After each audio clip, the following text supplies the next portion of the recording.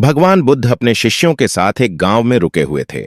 उनकी बुद्धिमान और शांतिपूर्ण बातें दूर दूर तक प्रसिद्ध थीं।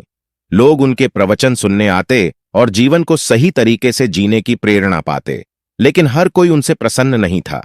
कुछ लोग उनके विचारों से असहमत थे। ऐसा ही एक व्यक्ति था जो बुद्ध से ईर्ष्या करता था और उनके बढ़ते प्रभाव से चिढ़ा हुआ था। एक दिन जब बुद्ध अपने शिष्यों के साथ बैठे थे, वही व्यक्ति वहां आ पहुंचा। वह बहुत गुस्से में था। उसने बिना कुछ सोचे समझे बुद्ध को अपशब्द कहना शुरू कर दिया। वह बोला, तुम एक ढोंगी हो, तुम्हारी बातें बेकार हैं, लोग बेवजह तुम्हारी पूजा करते हैं।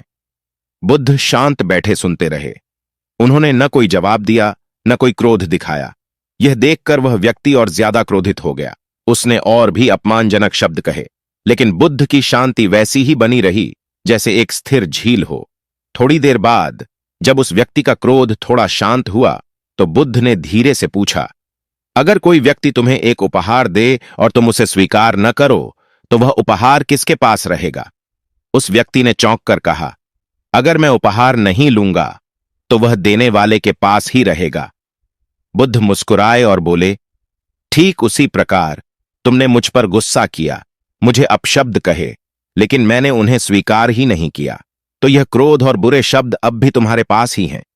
यह सुनकर उस व्यक्ति को अपनी गलती का एहसास हुआ। वह बुद्ध के चरणों में गिर पड़ा और बोला, मुझे क्षमा करें प्रभु, मैं अज्ञानता में बहकर अपशब्द कह रहा था।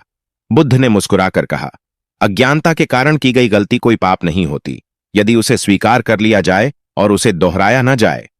मॉरल ऑफ द स्टोरी, गुस्से का जवाब गुस्से से नहीं बल्कि शांति और धैर्य से देना चाहिए।